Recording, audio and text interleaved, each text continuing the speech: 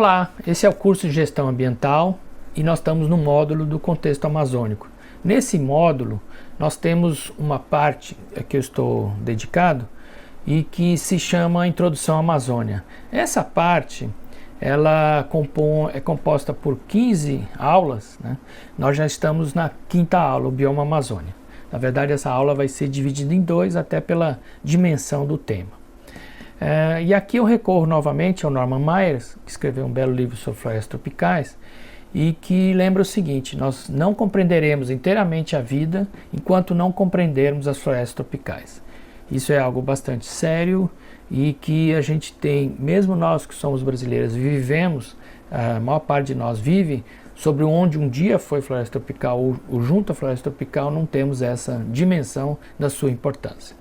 Se a gente olhar no mundo, no mapa global, entre os 2 trópicos de Câncer e Capricórnio, nós vamos ver na área verde a área de florestas tropicais, além das áreas mais secas de savanas, caatinga e outros biomas. Mas aqui nós temos um pouco de clareza onde estão as florestas tropicais. Claro que também há florestas tropicais abaixo desses trópicos ou acima desses trópicos, como a própria Mata Atlântica, que se estende até o Rio Grande do Sul, Argentina e Paraguai. Não vou fazer uma breve apresentação. A primeira questão é a seguinte: a floresta tropical está presente no nosso dia a dia de milhares de formas, sem que a gente perceba, né? Nos remédios, nos alimentos, no pneu dos carros, em função da borracha, na madeira do telhado, na janela, na própria camisinha, na goma de mascar, que vem de uma árvore da América Central, nos perfumes, os vários perfumes, como o pau rosa, que foi a base de um perfume importante na França, no estofamento de automóveis, daí por diante. Se a gente começar a olhar em nossa volta, façam depois esse exercício, anotem rapidamente onde você está, no ambiente que vocês estão, quantas coisas vêm de florestas tropicais, e a gente acaba esquecendo isso, né? E uma outra questão bem conceitual é que a gente não pode chamar de floresta, e vocês vão ver por quê, com o mesmo significado, o mesmo peso, uma floresta tropical e uma floresta em zona temperada ou até numa zona subtemperada. E é um pouco isso que nós vamos ver. As florestas tropicais estão entre os biomas mais antigos terrestres. Vocês já devem ter até observado que muitos filmes que apresentam a época dos dinossauros, ou a megafauna, como se fala tecnicamente, sempre apresentam as florestas tropicais como elas são hoje. Então essa aparência de muito verde, luxuriante e árvores frondosas ou folhas enormes, isso é uma visão típica, cipós, lianas, epífitas, é uma visão típica da floresta tropical, né? E para o Humboldt, que foi aquele pesquisador alemão que veio em 1800 para as Américas, né, ele considera que a floresta tropical é um mundo maravilhoso, né? Para o Joseph Stiglitz, que é um prêmio Nobel de Economia, para ele a destruição das florestas tropicais está entre as maiores catástrofes ambientais da nossa era. O Norman Myers, recorrendo novamente a ele, nos lembra que as florestas tropicais são uma fonte de inteligência, é um longo processo evolutivo, né? E que, na verdade, a origem do próprio homem tem uma relação direta com florestas tropicais, com ambientes tropicais, quando os macacos descem, né, das florestas e se transformam em hominídeos, em homens, enfim, e daí por diante. Então, é mais importante a gente tratar de florestas tropicais do que apenas a gente falar da Amazônia, né? E aí eu quero apresentar um tema que é sobre diversidade biológica, e a gente mais usa o termo biodiversidade, né? E megadiversidade e o termo extinção, né?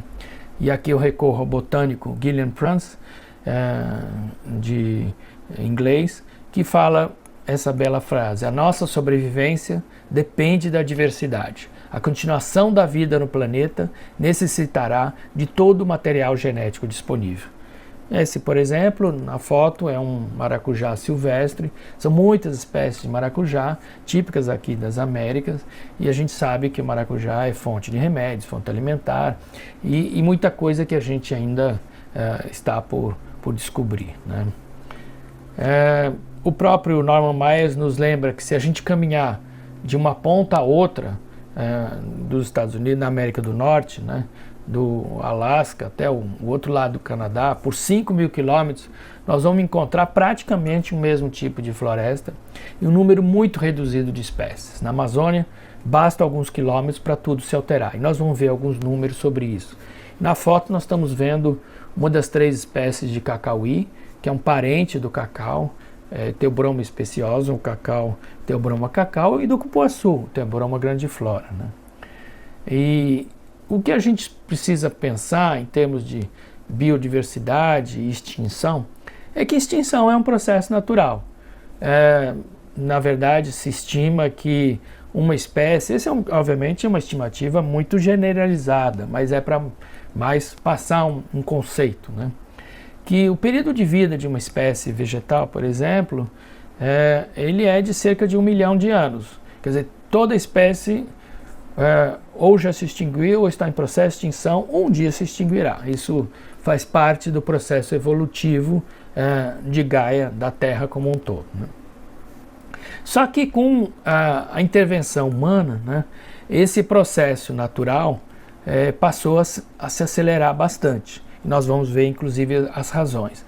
2 cientistas, né, o Stuart Pimm e o Clinton Jenkins, estudando aves, observaram que aquela extinção natural em aves, que é num período muito mais curto, né, e a gente perde naturalmente, o planeta perdia naturalmente cerca de uma espécie de ave por século, algo muito generalizado assim, passou de uma espécie de ave por ano, né? E talvez hoje estejamos numa velocidade ainda mais rápida.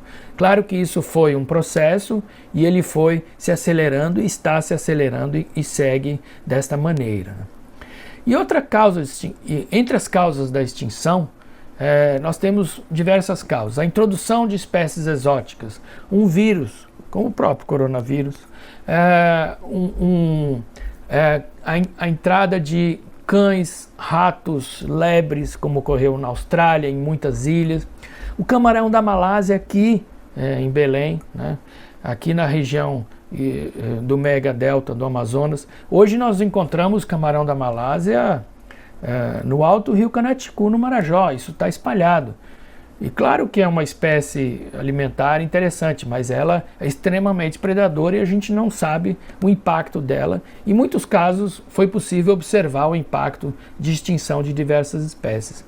A caça e a pesca excessivas estão entre as causas importantes, né? Nós sabemos disso em relação ao peixe-boi, às tartarugas. E extinção pode ser também local. Pode extinção num certo ecossistema, extinção até num certo bioma e não noutro, né? Então a extinção ela não tem extinção absoluta, que a espécie não pode ser mais reproduzida, mas também se usa o conceito de extinção local. A poluição tem sido indicada crescentemente como a razão de extinção, né? Ou pelo menos de diminuição de espécies. E o mais importante seria a destruição do habitat natural, e a espécie não consegue mais, ou o conjunto de espécies não consegue mais reproduzir naquele ambiente. O aquecimento global tem sido apontado crescentemente como uma das causas que vai levar à extinção, e já provavelmente estaria levando à extinção diversas espécies. Estudos recentes pela Cristina Giannini e outros, agora publicados em 2020, mostram que muitas espécies de abelhas aqui, próximo à região de Carajás, sudoeste do Pará, já estão ameaçadas em função do aquecimento global. Nessa foto, que é uma foto publicada em 1908, no livro de prestação de contas do governo do Pará, que deveria ser um livro de honra, de mostrar as coisas boas, há uma matança de jacaré-açu, com mais de 40 indivíduos, como se isso fosse abundância, né? E a gente sabe que essa retirada excessiva, né, principalmente de quem está no topo da cadeia, tem compromissos, tem resultados muito fortes a médio e longo prazo no ambiente, né? O Donald Perry, que é outro pesquisador sobre florestas tropicais, ele lembra: somos uma espécie direcionada para a destruição. Só quando algo está próximo de ser destruído, levantamos-nos em sinal de protesto. Isso ocorreu a diversas espécies bandeiras, como a gente chama no movimento ambientalista, os cientistas também.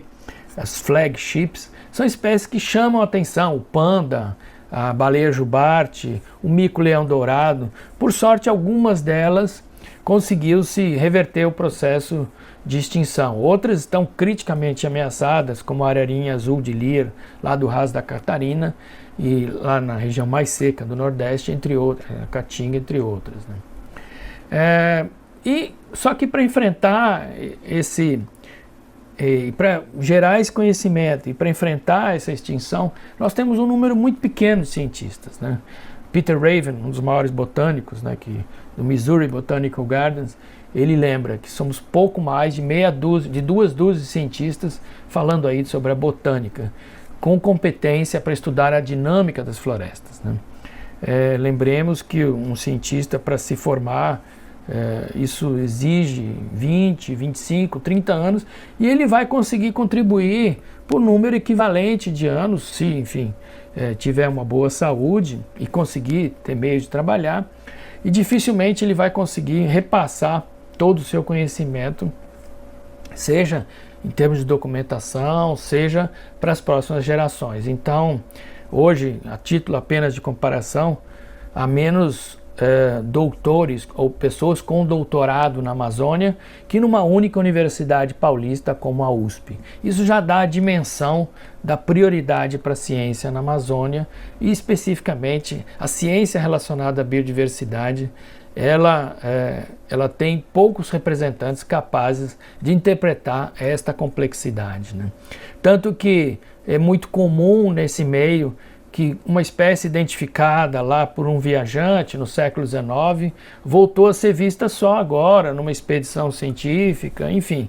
Mas isso é uma má notícia, no sentido tanto de que demorou muito tempo para ela ser redescoberta ou relocalizada, né? E também porque há pessoas suficientes para essa tarefa, né?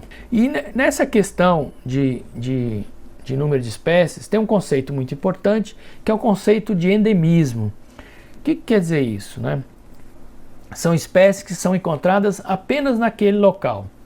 E as florestas tropicais são ambientes, por excelência, de altas taxas de endemismo.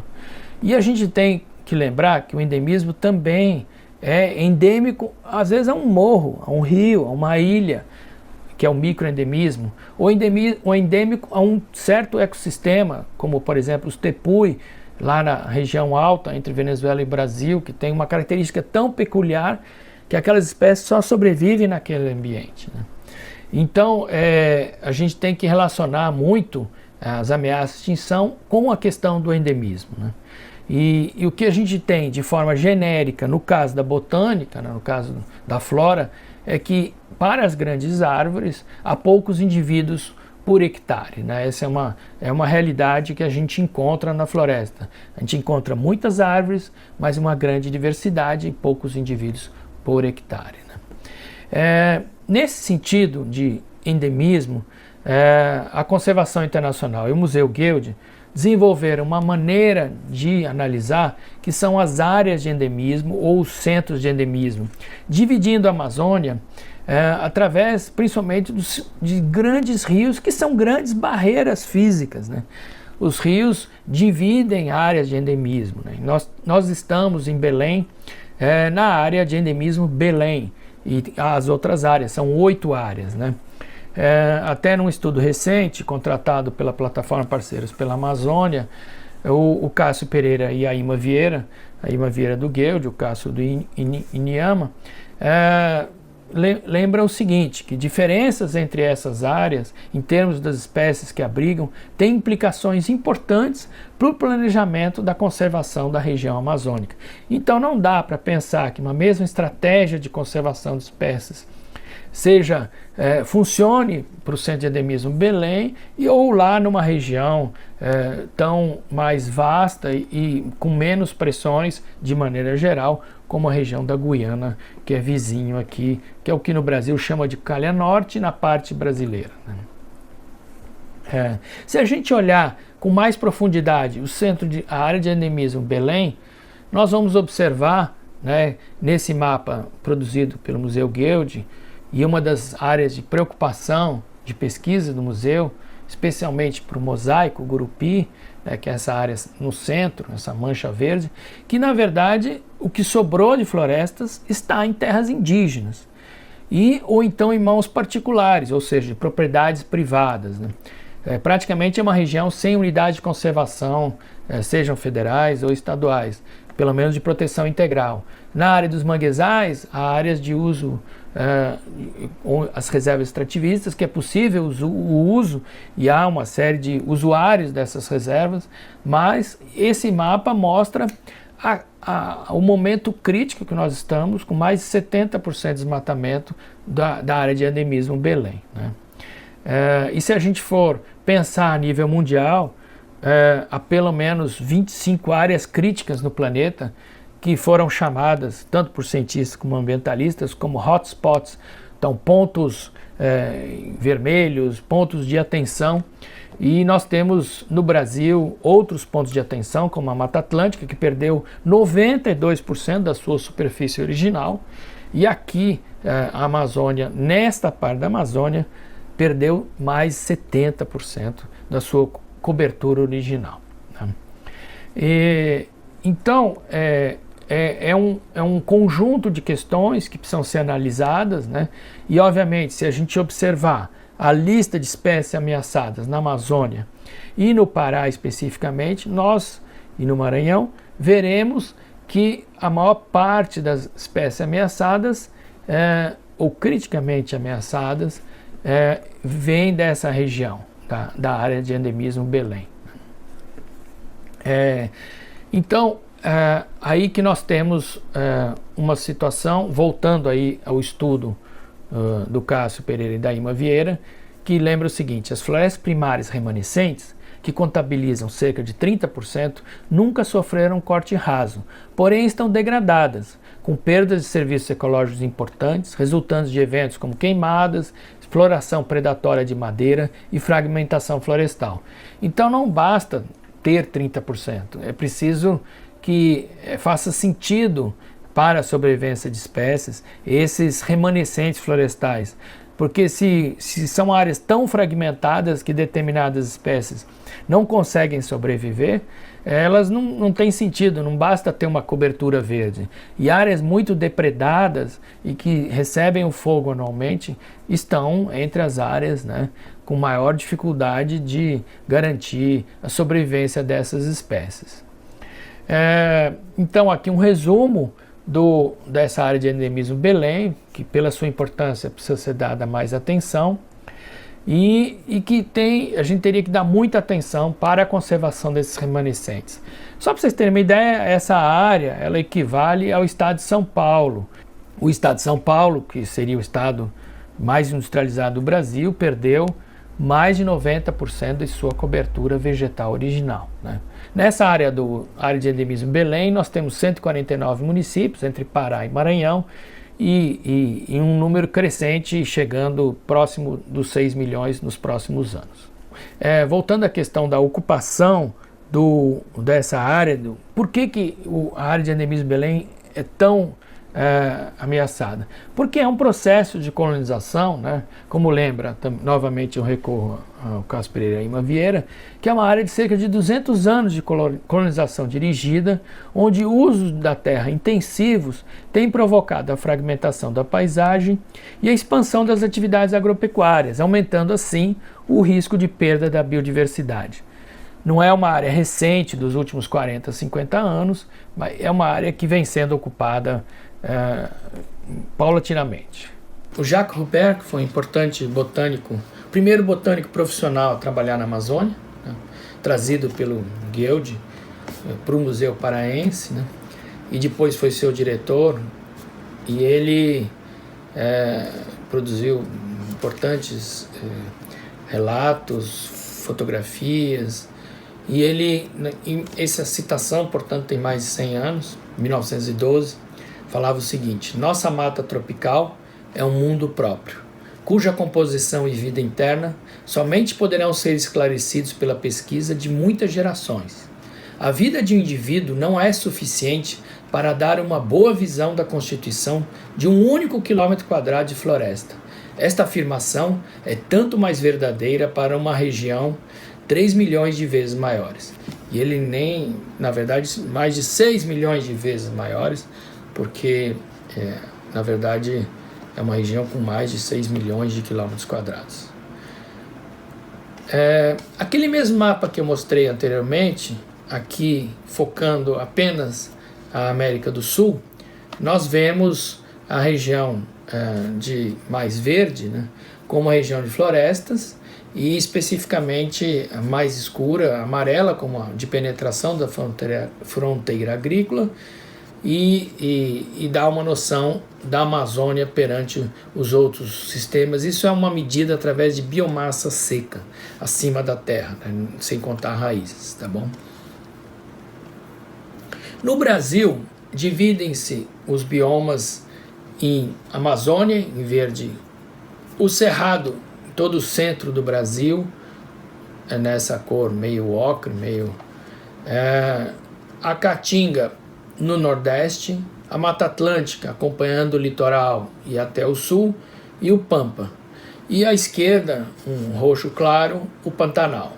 A Amazônia faz confronto, o bioma Amazônia, né, confronta no Brasil, né, com o bioma Cerrado e com o bioma Pantanal. E claro que há esses encontros, eles recebem o nome de ecótone, e eles têm diferentes características. Não dá para dizer que o encontro do Cerrado lá no Maranhão e da Caatinga próximo que está ali, ele tem uma característica muito diferente do encontro no Mato Grosso, na Chapada dos Parecis, na Chapada dos Guimarães, ao norte de Cuiabá, com o encontro das florestas mais secas do norte do Mato Grosso. E isso sem contar os outros biomas confrontantes com a Amazônia nos demais países, né? E então o IBGE classifica dentro do bioma Amazônia, né, 70 tipos de vegetação que não foram alterados pelo homem, além de outras 6 classificações que são consideradas antropizadas, ou seja, modificadas pelo homem, são paisagens modificadas pelo homem. Se a gente fosse ser mais específico, né, não apenas floresta umbrófila, ou savana, ou enfim, o que seja, a gente vai encontrar 300 tipos de paisagem. Mesmo o Marajó, que é uma região que aparentemente tem duas grandes paisagens, campos abertos e floresta, mesmo o Marajó tem mais de 40 tipos de ecossistemas. Então, a gente está num processo ainda de compreensão, né, de classificação do bioma, né, e dos seus diferentes formas de organização da paisagem. Inclusive há uma falsa compreensão de que eu posso transformar um campo em arrozal e isso não é desmatamento, né? Então, isso é uma coisa que a gente precisa discutir, né? Então a diversidade biológica, para resumir, ela depende de bilhões de comunidades, né, de micro-organismos, né?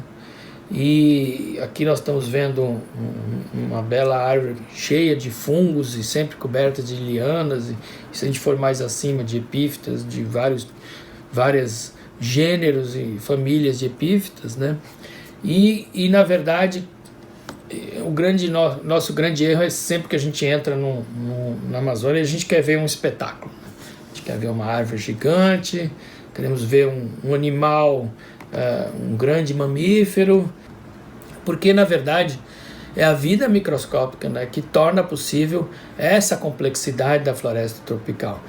Nessa foto nós estamos vendo aí uma árvore com seus frutos, as raízes tabulares para segurar essas, como isso é na Caviana, uma região muito sujeita à maré e de fortes, da região da Pororoca, ali no Canal Perigoso, de fortes correntes, né, na água.